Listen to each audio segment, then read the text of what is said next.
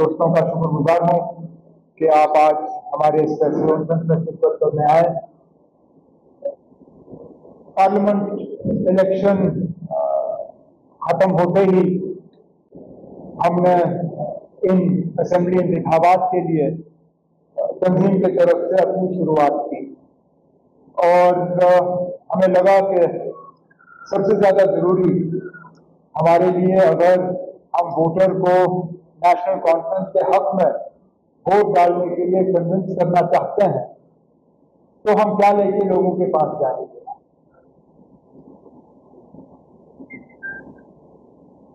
सदर national conference जनाब फारूक अब्दुल्ला साहब ने ये जिम्मेदारी जनाब अब्दुल रहीम राफर साहब, जो हमारे सबसे सीनियर साथियों में गिने जाते हैं, जिन्होंने न सिर्फ तंजीम में एक बहुत अहम रोल अदा किया है बल्कि कई साल जम्मू कश्मीर के फाइनेंस मिनिस्टर के तौर पर भी काम किया है। जब कभी पार्टी को कोई डॉक्यूमेंट या कोई इस तरह का काम करना होता है तो कहीं ना कहीं राफर साहब को हम उसके साथ जोड़ने का काम करते हैं। इस बार भी जब मंशूर तैयार करने की बात आई तो फारूक अब्दुल्ला साहब ने राफर साहब को ये जिम्मेदारी दी और उनको छोड़ा कि वो कमेटी में किन किन को शामिल करना चाहेंगे। कमेटी में जिस तरह तनवीर ने अभी कहा, कई सारे नेशनल कॉन्फ्रेंस के साथी जो हैं इस कमेटी के साथ जुड़े रहे। इसके साथ साथ प्रोफेसर निसार साहब भी, उन्होंने भी हमारी इसमें बहुत मदद की। लेकिन जिनके नाम लिए गए उन्होंने तो मदद की, लेकिन कई सारे ऐसे भी नेशनल कॉन्फ्रेंस के लोग हैं जिनका एक रोल इसमें रहा, जिनके नाम हम वक्त बचाने के लिए हम ले भी नहीं पाएंगे, लेकिन वो जानते हैं और हम जानते हैं कि उनका इसमें कितना कंट्रीब्यूशन रहा है। और मैं अपने तरफ से, चेयरमैन साहब की तरफ से, बाकी मेंबरों की तरफ से उनका भी इस रिपोर्ट के लिए शुक्रिया करना चाहता हूं। चाहे वो डिजाइनिंग में उन्होंने मदद की, ग्राफिक्स में मदद की, इससे प्रूफ रीडिंग में मदद की, इससे प्रिंटिंग में मदद की, जहां जहां उनकी मदद हमें हासिल हुई उसके लिए मैं उनका शुक्रगुजार हूं। ये मैनिफेस्टो राफर साहब ने दफ्तर में बैठ के तैयार नहीं किया। ये सिर्फ नेशनल कॉन्फ्रेंस का काम नहीं है। जिम्मेदारी संभालने के बाद राफर साहब का पहला कदम था अपने टीम को बुला के उनसे मशवरा करके हमने जम्मू कश्मीर के आवाम से बात की। हमने उनसे कहा कि हमारे मंशूर में वो क्या देखना चाहेंगे, नेशनल कॉन्फ्रेंस की तरफ से उनको कौन से वादे ऐसे चाहिए जिनसे उनको लगता है कि उनकी रोजमर्रा की जिंदगी में एक तब्दीली आएगी, एक बेहतरी आएगी। जो पिछले कई सालों से हम मुश्किलात का सामना कर रहे हैं, उस मुश्किलात का हल कहां से हो सकता है। और जब राफर साहब और कमेटी के मेंबरों ने लोगों को ईमेल के जरिए और मैसेज के जरिए अपने सजेशंस भेजने पे जो है उन्हें एक दावत दी, तो हम उम्मीद कर रहे थे कि 5, 10, 15, ज्यादा से ज्यादा 20 लोग जो है इसमें मेहनत करेंगे और आमतौर पर अगर लोग इसमें जवाब अगर देंगे भी तो वो एक नॉन सीरियस उनका रवैया होगा। हम हैरान हुए,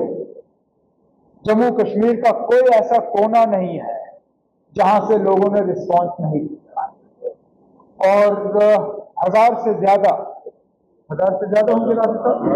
हजारों में emails, messages, letters national conference के दफ्तर में राफर साहब को एड्रेस हुए और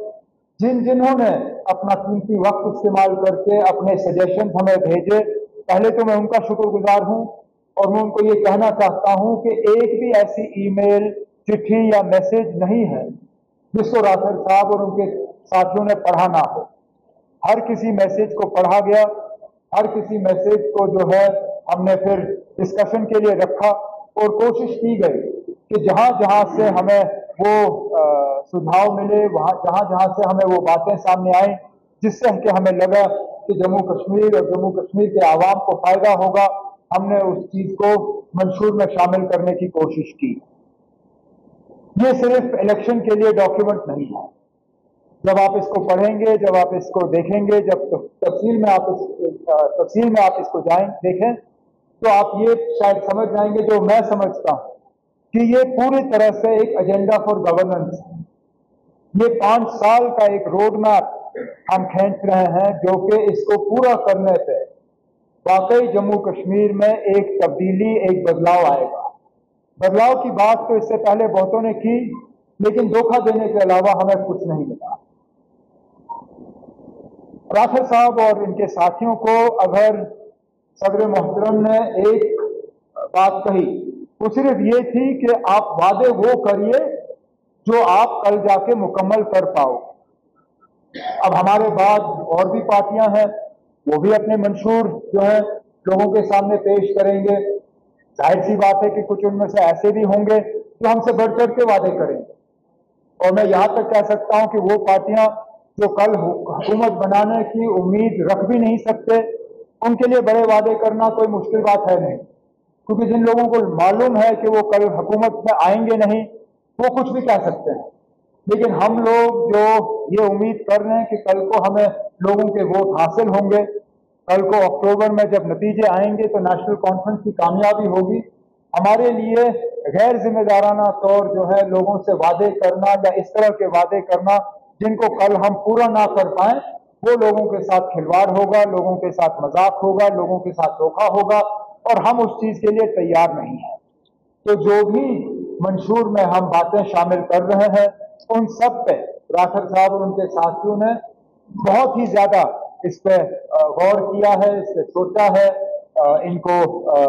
एक्सपर्ट्स के साथ डिस्कस किया है, और तब जाके डिस्कशन और सारा चीज करने के बाद आज ये डॉक्यूमेंट तैयार करके हम आपके सामने रख रहे हैं। शायद पहले फेज के नोटिफिकेशन से एक दिन पहले इसको रिलीज करना, इससे भी आप समझ सकते हैं कि कितनी सीरियसनेस नेशनल कॉन्फ्रेंस में है,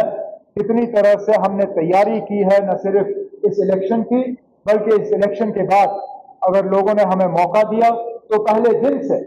हम लोगों की खिदमत करने की जो है तैयारी में हम लगे हुए हैं। मैं अब अपने साथियों से कहूंगा कि एक एक करके वो आपको जो 12 हमने इसको डिवाइड किया हुआ है, क्योंकि मंशूर में तो पढ़ना और इसको समझना इतना आसान नहीं होता। लोगों में वैसे भी इतनी पेशेंस आज है नहीं, सब्र है नहीं। लोग ये जानना चाहते हैं जल्दी जल्दी कि आप हमारे लिए क्या कर रहे हो। तो इस मैनिफेस्टो को हमने 3 हिस्सों में जो है तकसीम किया हुआ है। एक में हम 12 जो अहम वादे हम लोगों के साथ कर रहे हैं, पहले हिस्से में हमने उन 12 वादों को जो है सामने लाया हुआ है, कुछ हद तक हमने उनको समझाने की कोशिश की है। उसके बाद जो